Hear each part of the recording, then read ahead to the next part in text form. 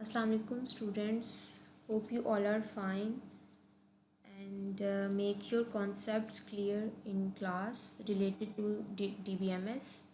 So let's start the new topic of DBMS, which is keys. Keys क्या है?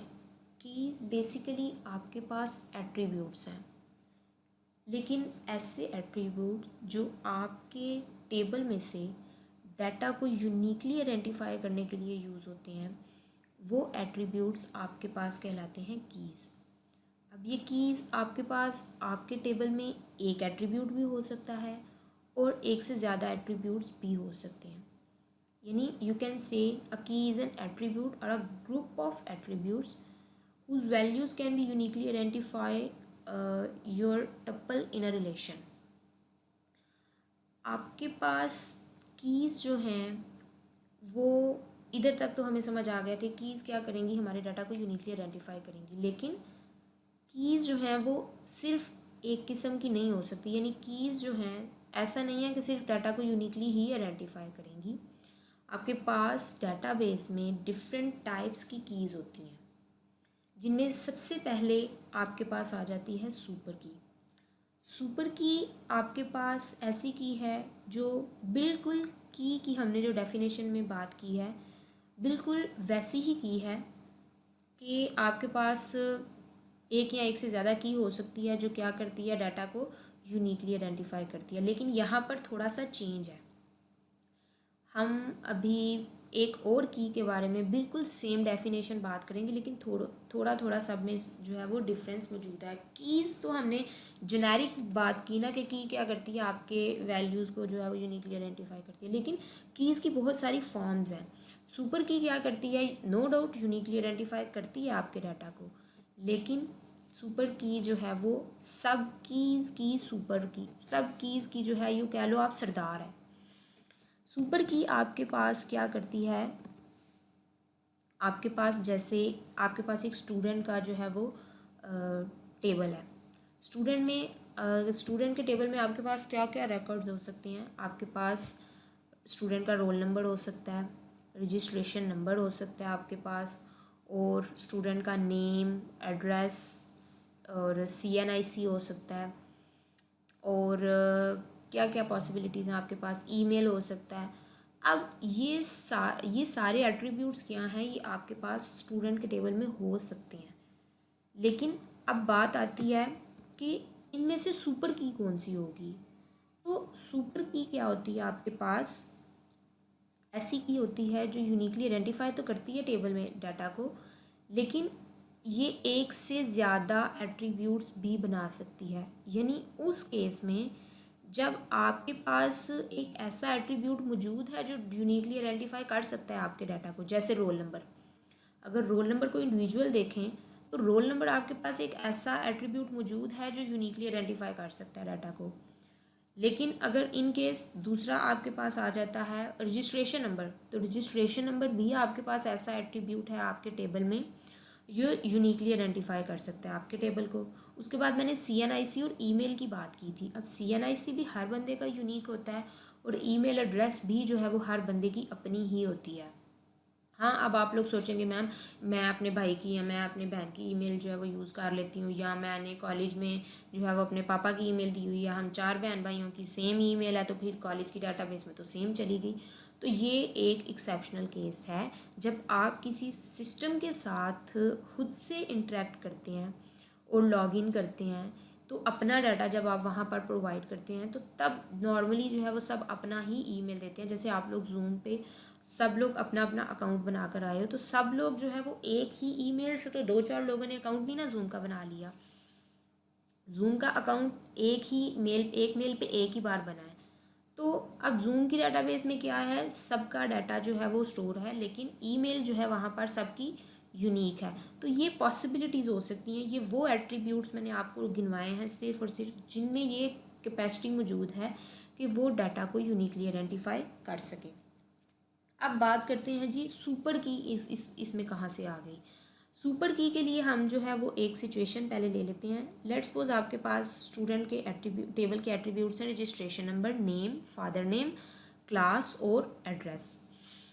इस case में आपके पास रजिस्ट्रेशन नंबर तो आपके डाटा को यूनिकली आइडेंटिफाई कर लेगा, लेकिन सुपर की में आपके पास क्या हो सकता है कि आप इस रजिस्ट्रेशन नंबर के साथ जो है वो एक या दो इजाफी कॉलम्स जो हैं वो ऐड कर दें, एट्रीब्यूट्स ऐड कर दें जिनकी ज़रूरत नहीं भी है। यानी अगर आप ऐड करना चाहें तो कर सकते हैं, कोई प्रॉब्लम नहीं है, वो सुपर की ही कहलाएगी। जैसे रजिस्ट्रेशन नंबर अगर यूनिकली आइडेंटिफाई कर रहा है डाटा को तो रजिस्ट्रेशन नंबर इस केस में सुपर की है। लेकिन अगर मैं कहती हूँ कि दो एट्रीब्यूट्स का कम्बिनेशन बनाना है, मैं कहती हूँ रजिस्ट्रेशन नंबर और नेम दोनों चीज़ें मुझे पता होंगी तो जो है वो मैं डाटा को जो है ना वो फाइंड करूँगी, तो मैंने इन दोनों को अपनी जो है वो टेबल की सुपर की कह दिया, तो ये दोनों जो है वो मिल के सुपर की बना देंगी। इसी तरह अगर मैं कहती हूँ कि registration number plus name plus class, यानी मुझे स्टूडेंट का नाम, स्टूडेंट का रजिस्ट्रेशन नंबर और उसकी क्लास, तीनों चीज़ें मैं कहती हूँ, तीनों चीज़ों में जो है ना इनको मिला दो और इनको जो है ना सुपर की का जो है ना वो टाइटल दे दो, तो यस सुपर की ये तीनों मिल के भी सुपर की बना सकती हैं। इन्होंने करना क्या है, डाटा ही तो आइडेंटिफाई करना है टेबल में से। तो सुपर की जो है वो ना सिर्फ डाटा को यूनिकली आइडेंटिफाई करती है बट एक या एक से ज़्यादा एट्रीब्यूट्स को मिला के भी यूनिकली आइडेंटिफाई कर सकती है। लेकिन यहाँ पर एक कॉन्सेप्ट ऐसा है जो दूसरी की जो यूनिकली आइडेंटिफाई करती है उससे चेंज है, कि यहाँ पर आपके पास नंबर ऑफ़ जो एट्रीब्यूट्स हैं उनकी तादाद ज़्यादा हो सकती है। यानी ऐसे एट्रीब्यूट्स भी आप अपनी जो है वो सुपर की में ऐड ऑन कर सकते हैं डाटा को यूनिकली आइडेंटिफाई करने के लिए जिनकी ज़रूरत नहीं थी। जैसे अभी मुझे अगर स्टूडेंट को फाइंड करना है तो मुझे स्टूडेंट का रजिस्ट्रेशन नंबर भी पता हो तो इट्स ओके, ये जो है वो यूनिकली आइडेंटिफाई कर रही है डाटा को, मुझे स्टूडेंट का नाम या उसकी क्लास साथ में ऐड ऑन करने की ज़रूरत नहीं है। लेकिन चूंकि हम यहाँ पर कर सकते हैं तो ये आपका जो है वो एक माइनर सा डिफरेंस है दूसरी की जो डाटा को यूनिकली आइडेंटिफाई करने के लिए यूज़ होती है उसके साथ। नेक्स्ट आपके पास आ जाता है कैंडिडेट की। कैंडिडेट की आपके पास वो की है जो कि डाटा को यूनिकली आइडेंटिफाई करने की सलाहियत रखती है, लेकिन सुपर की निस्बत जो है वो इसमें नंबर ऑफ़ एट्रीब्यूट्स जो हैं वो कम होते हैं। जैसे मैंने आप लोगों को पहले बताया था कि एक की और होगी जो यूनिकली आइडेंटिफाई करने के लिए यूज़ हो सकती है, लेकिन उसमें आपके पास क्या होगा, नंबर ऑफ़ एट्रीब्यूट्स जो हैं वो कम होंगे। अब यहाँ पर सुपर की क्या थी, सुपर की में 3 कॉलम भी एट्रीब्यूट्स भी आ सकते हैं जिनको मिला के आप डाटा को यूनिकली आइडेंटिफाई कर सकते हो। लेकिन कैंडिडेट की क्या है, कैंडिडेट की वो उम्मीदवार की है जो कि डाटा को यूनिकली आइडेंटिफाई करने की सलाहियत रखती है विद लेस जो है वो पॉसिबल नंबर ऑफ़ एट्रीब्यूट्स। यानी यहाँ पर नंबर ऑफ़ एट्रीब्यूट्स कम होंगे और हमें यही तो चाहिए, और हम इसलिए जो है वो हम इस अप्रोच की तरफ जो है वो जाते हैं जब हम डाटाबेस में से यूनिकली आइडेंटिफाई करते हैं, डाटा करना होता है हमने डाटा को, तो हम डाटा जो है वो अपने टेबल में जो है वो ऐसी जो है वो एट्रीब्यूट को ही देखते हैं जो नंबर ऑफ़ एट्रीब्यूट जिसमें कम भी हों, और यही हमारी अप्रोच होती है, नंबर ऑफ़ एट्रीब्यूट्स कम भी हों और हम डाटा को यूनिकली आइडेंटिफाई भी कर लें। और इसकी को हम कहते हैं कैंडिडेट की, यानी जो यूनिकली आइडेंटिफाई कर सकती है डाटा को। जैसे जैसे मैंने आपको सबसे पहले स्टार्ट में एक एग्जांपल दी थी, रजिस्ट्रेशन नंबर, स्टूडेंट के टेबल में registration number, CNIC, roll number, ये तीनों कीज़ ऐसी कीज़ हैं जो यूनिकली आइडेंटिफाई करने के लिए यूज़ हो सकती हैं। स्टूडेंट के टेबल में से स्टूडेंट के डाटा को यूनिकली आइडेंटिफाई करने के लिए ये तीनों कीज़ यूज़ हो सकती हैं। अब ये तीनों कीज़ इस केस में क्या हैं, कैंडिडेट कीज़ हैं, ये कैंडिडेट कीज़ हैं। लेकिन अब तीनों को तो यूज़ नहीं ना करना। अब आप लोगों के माइंड में ये क्वेश्चन आएगा, जब तीनों कीज़ ही एक टेबल में मौजूद हैं तो हम किस कीज़ की मदद से जो है ना वो डाटा को यूनिकली आइडेंटिफाई करेंगे। तो इस केस में ये तीनों कीज़ जो हैं वो यूनिकली आइडेंटिफिकेशन के लिए यूज़ हो तो सकती हैं, लेकिन ये कैंडिडेट की हैं। हम जो उनसे सिलेक्ट करेंगे अपने डाटा को यूनिकली आइडेंटिफाई करने के लिए की, उसको हम बोलेंगे प्राइमरी की। यानी 3 कीज़ आपके पास जो हैं वो कैंडिडेट कीज़ हैं, लेकिन उनमें से जो सिलेक्ट होगी डाटा को यूनिकली आइडेंटिफाई करने के लिए, रोज़ को या टपल्स को यूनिकली आइडेंटिफाई करने के लिए जो की या जो एट्रीब्यूट यूज़ होगा वो आपके पास क्या कहलाएगा, प्राइमरी की। और जो रह जाएंगे, जैसे इस केस में हमारे पास 3 एट्रीब्यूट ऐसे थे जो कि डाटा को यूनिकली आइडेंटिफाई करने की सलाहियत रखते हैं, CNIC, रजिस्ट्रेशन नंबर और रोल नंबर। किसी एक को आपने चुन लिया जो है वो यूनिकली आइडेंटिफिकेशन के लिए, तो वो आपके पास जो सिलेक्ट कर ली है आपने वो क्या है, प्राइमरी की। तो जो बच गई हैं वो क्या हैं, वो हैं आपके पास अल्टरनेट की।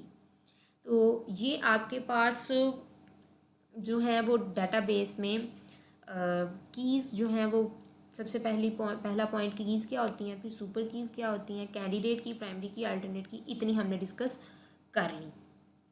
अब बात आती है कि जब आपके पास डेटाबेस में यूनिकली आइडेंटिफिकेशन के लिए एक एट्रीब्यूट नहीं होगा तब आप क्या करेंगे। जैसे आपके पास नेक्स्ट अगर हम जाएं, एक सिचुएशन आती है ऐसी कि आपके पास एक एट्रीब्यूट है रोल नंबर, दूसरा एट्रीब्यूट है सब्जेक्ट और तीसरा एट्रीब्यूट है उसके मार्क्स।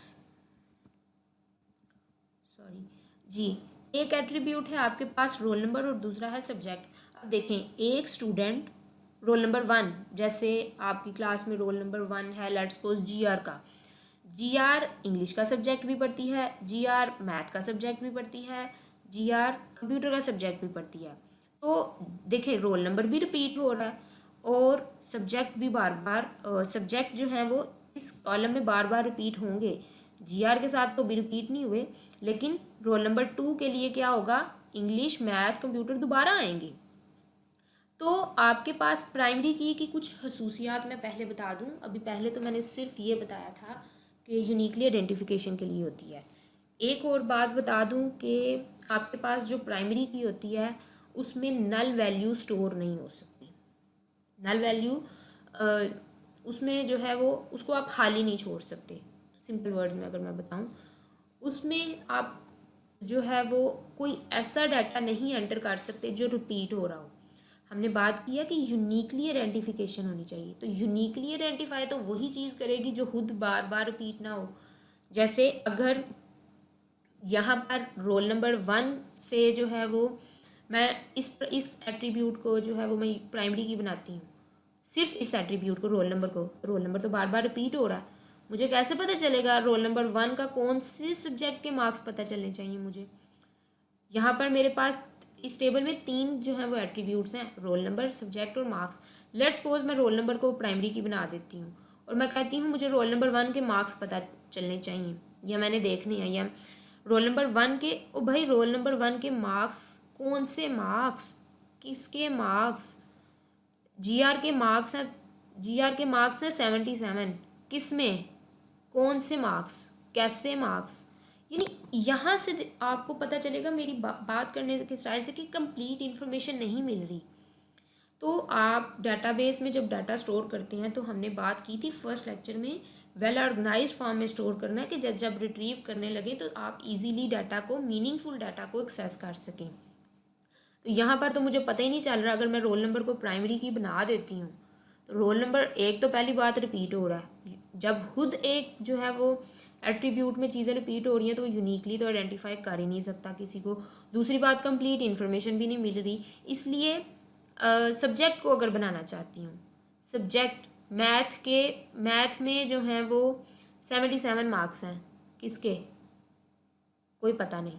इसलिए आपको इस केस में, ऐसी सिचुएशन में आपको क्या करना पड़ेगा कि आपको 2 एट्रीब्यूट्स को मिलाकर जो है वो एक की बनानी पड़ेगी, जिसको आप बोलेंगे प्राइमरी की। लेकिन प्राइमरी की आपको पता है चूँकि यूनिकली आइडेंटिफिकेशन के लिए सिलेक्ट हो जाती है, लेकिन जब एक से ज़्यादा एट्रीब्यूट्स ऐड हो जाएं उस जो है वो प्राइमरी की के साथ, तो वो फिर सिर्फ प्राइमरी की नहीं रहती, उसको हम नाम दे देते हैं कि ये अब जो है वो की बन चुकी है कंपोजिट की।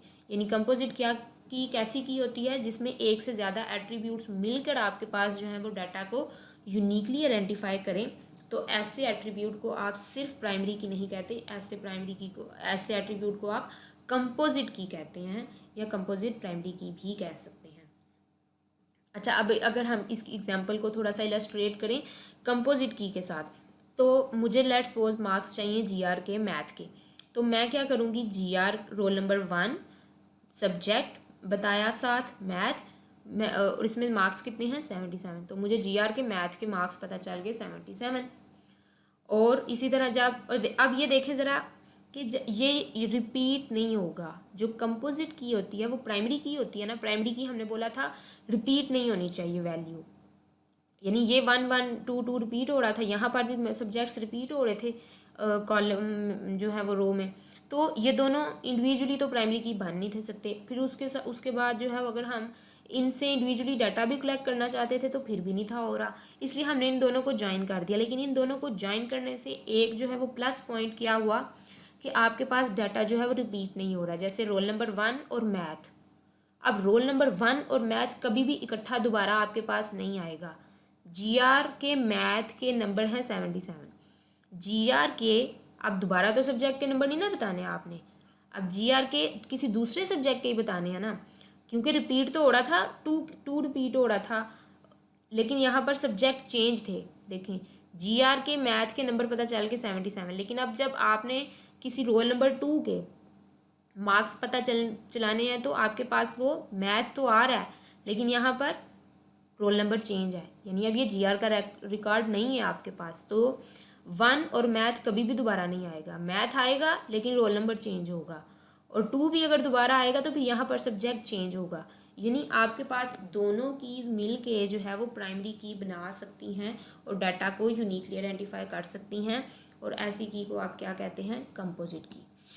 जी, इनमें से अब हमने ऑलमोस्ट ये सारी कीज़ जो है वो डिस्कस कर ली हैं। उसके बाद आ जाता है आपके पास फॉरेन की। फॉरेन में होती है, ऐसा बिल्कुल भी नहीं है। फॉरेन की आपके पास ऐसी की होती है जो कि किसी और टेबल की प्राइमरी की होती है। यानी आपने एक टेबल बनाया स्टूडेंट का, इसको एग्जांपल के बगैर तो हम समझ ही नहीं सकते ना, इसलिए जो है वो एग्जांपल पे चलते हैं।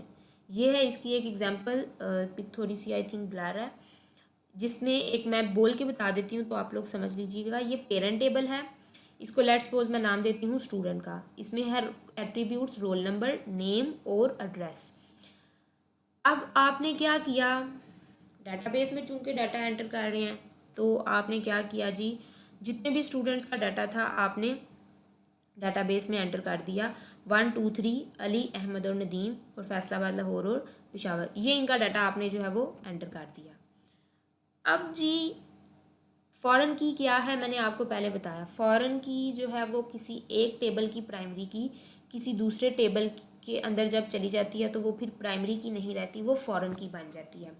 यानी इस टेबल में आपके पास प्राइमरी की क्या है, ये रोल नंबर, ये आपके पास प्राइमरी की है, लेकिन जब मैं इसको किसी दूसरे टेबल में भेजूंगी, अब दूसरे टेबल में क्यों भेजते हैं भला हम, जब हमने बात की थी रिलेशनशिप्स में, ईआर डायग्राम में हमने बात की थी रिलेशनशिप्स की, कि एक टेबल जो है वो दूसरे टेबल के साथ रिलेशनशिप में होता है।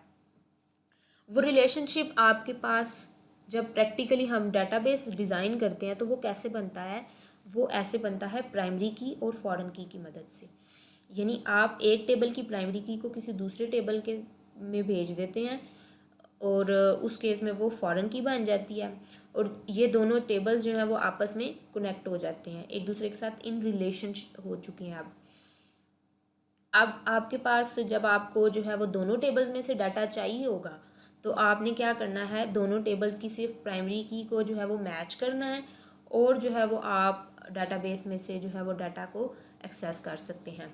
जैसे स्टूडेंट का टेबल रिकॉर्ड जो है वो स्टूडेंट के टेबल में पड़ा हुआ है, लेकिन स्टूडेंट के जो सब्जेक्ट्स के मार्क्स हैं वो दूसरे टेबल में पड़े हुए हैं। देखें, हमने जब पढ़ा था डाटाबेस का स्टार्ट में, अगर आपको याद हो तो हमने पढ़ा था कि डाटा रेडुडेंसी नहीं होनी चाहिए, कि डाटा एक जो है स्टूडेंट का डाटा सिर्फ स्टूडेंट के टेबल में मौजूद हो।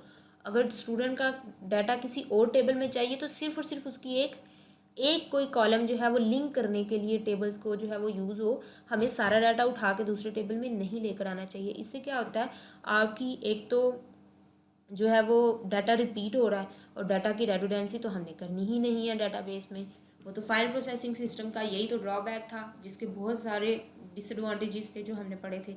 तो इस चीज़ को कंट्रोल करने के लिए हम क्या करते हैं कि टेबल्स को आपस में प्राइमरी की और फॉरेन की के साथ जो है वो की मदद से लिंक कर देते हैं। अच्छा जी, ये आपके पास हो गया फॉरेन की का कंसेप्ट कि फॉरेन की क्या होती है। फॉरेन की अगर सिंपल वर्ड्स में याद रखना हो और मैं भी पूछूं तो आप लोगों ने मुझे यही बताना है कि मैम फॉरेन की किसी एक टेबल की प्राइमरी की किसी दूसरे टेबल के लिए क्या हो जाती है, फॉरेन की। एग्जाम्पल के तौर पे आप कोई भी जो है वो एग्जाम्पल खुद से जनरेट कर सकते हैं। इस केस में जो है वो आपके पास ये इस टेबल की प्राइमरी की इस टेबल में आई हुई है और ये फॉरेन की के तौर पे यूज़ हो रही है। अब यहाँ पर एक और कॉन्सेप्ट समझने वाला है। फॉरेन की का टॉपिक ख़त्म हो गया, लेकिन मैं आपको जो है वो टेबल से रिलेटेड जो है वो एक चीज़ समझा दूँ। इस केस में क्या हो रहा है कि ये फॉरेन की जो है वो किसी दूसरे की के साथ मिलके प्राइमरी कंपोजिट की बना रही है। लेकिन आपके केस में जब आप अपनी डाटाबेस डिज़ाइन करते हैं तो ज़रूरी नहीं कि ऐसा ही जो है वो हो। कंपोजिट की भी बन सकती है आपकी फॉरेन की, और जो है वो प्राइमरी की आपके टेबल की अपनी हो सकती है। यानी एक टेबल एक पेरेंट टेबल की जो है वो अपनी प्राइमरी की है, चाइल्ड टेबल की भी अपनी प्राइमरी की हो सकती है, और फॉरेन की यहाँ पर लेट्स सपोज आप साइड पे कहीं पे लगा देते हैं। तो ऐसी पॉसिबिलिटी हो सकती है। ये सिर्फ मैंने आपको एक जो है वो सिचुएशन बताई है। जब कभी आप काम कर रहे होंगे प्रैक्टिकली तो ये आपने मेरी बात याद रखनी है। आपको इस तरह की सिचुएशन से जो है सिचुएशन फेस करना पड़ सकती है। तो तब आपको जो है वो आपने ये नहीं कहना कि मैम फॉरेन की तो सिर्फ वो की होती है, प्राइमरी की भी खुद ही होती है, वो कंपोजिट की हमने देखी थी, आपने एग्जाम्पल बताई थी। तो ऐसा नहीं है, ये सिचुएशन फ़िलहाल ऐसी है कि यहाँ पर हमने जैसे कंपोजिट की एग्जांपल देखी है पीछे, यहाँ पर ये इस केस की सेम एग्जांपल इन्होंने ली हुई है, तो इसलिए जो है वो यहाँ पर मिलानी पड़ी है, तो ये कंपोजिट की बनी है। अदरवाइज़ आपके पास जो है वो फॉरेन की सेपरेट भी हो सकती है और चाइल्ड टेबल की अपनी प्राइमरी की भी हो सकती है। अब यहाँ पर कुछ रूल्स हैं। अच्छा, रूल्स जो है वो अभी नहीं बताने, रूल्स हम नॉर्मलाइजेशन में पढ़ेंगे। अच्छा जी, ये आपके पास कीज़ का टॉपिक जो है वो ख़त्म हो गया है। ये आपका इन स्लाइड का जो है वो एक टॉपिक जो रह गया था हमने यहाँ से स्टार्ट किया है और जो है वो उसको पढ़ लिया है। नेक्स्ट आप लोगों ने क्या पढ़ना है, डाटा मॉडल्स। डाटा मॉडल्स क्या हैं आपके पास, ये नेक्स्ट चैप्टर है और इसको हम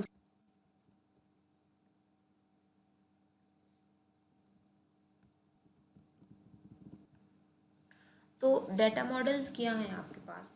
डाटा मॉडल्स बेसिकली आपके पास डिस्क्राइब करते हैं आपकी डाटाबेस के स्ट्रक्चर को। जैसे हमने स्टार्ट में पढ़ा था कि डाटाबेस में आपके पास डाटाबेस के स्ट्रक्चर से मतलब क्या है, यानी आपके डाटा की यानी बात, डाटा की जो है वो टाइप क्या होगी, डाटा का आपस में रिलेशनशिप कैसा होगा, और डाटा के ऊपर कौन कौन सी कंस्ट्रेंट्स जो हैं वो आप अप्लाई कर सकते हैं। वही जो आपने जो है वो फर्स्ट कुछ लेक्चर में जो है फर्स्ट वीक में पढ़े थे। तो ये सारी बातें आपकी जो है वो कहाँ पर की जाती हैं, डाटा मॉडल्स में। और डाटाबेस मॉडल्स में हम क्या करते हैं, हम डाटाबेस मॉडल्स में बात करते हैं कि हम किस तरीके से डाटाबेस में डाटा को स्टोर कर सकते हैं, ऑर्गेनाइज कर सकते हैं और उसके ऊपर जो है वो ऑपरेशंस परफॉर्म कर सकते हैं। यानी एक चीज़ तो हो गई कि डाटाबेस का स्ट्रक्चर क्या होगा, यानी डाटाबेस में डाटा की टाइप क्या होगी, डाटा का रिलेशनशिप कैसा होगा आपस में, और उसके ऊपर कौन कौन सी जो है वो कंस्ट्रेंट्स अप्लाई की जा सकती हैं, यानी डाटा की डेफिनेशन से रिलेटेड जो है वो बातें। डाटाबेस मॉडल में आप मॉडल बताएंगे कि आप डाटाबेस का स्ट्रक्चर बनाएंगे कैसे एक्चुअली, और फिर उसको इस्तेमाल कैसे करेंगे, यानी कैसा स्ट्रक्चर होगा और उसमें आप जो है वो डाटा को कैसे मैनिपुलेट करेंगे, स्टोर करेंगे और मैनेज करेंगे। डाटाबेस मॉडल्स में हम ये सारी बातें जो है वो देखेंगे। आपके पास डिफरेंट टाइप्स के डाटा मॉडल्स हैं जिनमें आज की क्लास में हम लोगों ने किससे डील करना है, रिकॉर्ड बेस्ड मॉडल से। रिकॉर्ड बेस्ड मॉडल्स आपके पास वो मॉडल्स इसमें आ जाते हैं 3 मॉडल्स, यानी जो रिकॉर्ड जिनमें आप रिकॉर्ड से डील कर रहे होंगे। इनमें 3 मॉडल्स हैं, हायरार्किकल मॉडल, नेटवर्क मॉडल और रिलेशनल मॉडल। और उसके बाद आपके पास आ जाते हैं ऑब्जेक्ट बेस्ड मॉडल्स, यानी जिसमें आप ऑब्जेक्ट से रिलेटेड बात करेंगे, एंटिटीज से रिलेटेड बात करेंगे। इसमें से एक को तो हम जो है वो बड़ा डिटेल में देख भी चुके हैं, क्योंकि उसमें जो है वो हमारा कोर्स का बहुत ज़्यादा वर्क था, तो इसको तो हम जो है वो देख भी चुके हैं। Record based model data models की अगर बात करें तो इसमें हम जो है वो पहले क्या करेंगे, ये एक पेज जो है इसको हम समझेंगे और उसके बाद हम जो है इसका थ्योरेटिकल जो स्लाइड में जो जो कुछ है उसको देखेंगे। पहले आपको कंसेप्चुअल स्टडी के लिए ये जो है वो चीज़ें जो है वो माइंड में रखनी है। ये बेसिकली छोटे छोटे कॉन्सेप्ट्स हैं जिनको आपने अपने माइंड में रख लेना है। सबसे पहला जो मॉडल है आपके पास है वो रिलेशनल मॉडल है। रिलेशनल डाटा मॉडल में क्या होता है, ये मॉडल ही जो है वो हम सिर्फ आज की क्लास में डिस्कस करेंगे, बाकी मॉडल्स हो सकता है वो हम नेक्स्ट क्लास में जो है वो पढ़ें। रिलेशनल मॉडल आप लोगों को पता है क्या होता है, क्योंकि इसको हम जो है वो बड़ी डिटेल से डिस्कस कर चुके हैं, बल्कि हम काम ही एक्चुअली इसमें कर रहे हैं और ज़्यादातर हमारे कोर्स का काम होगा भी इसी मॉडल में।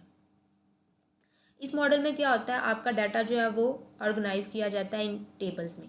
और टेबल्स आपको पता है क्या होते हैं, combination of rows and columns. और combination of rows and columns जो है वो आपके पास टेबल बनाता है। और रोज़ में जो है वो आप डाटा, रोज़ और कॉलम्स का जो कम्बिनेशन है वो सेल बनाता है। सेल में आप डाटा एंटर करते हो और इसी डाटा के ऊपर जो है वो आप फर्दर प्रोसेसिंग करते हो।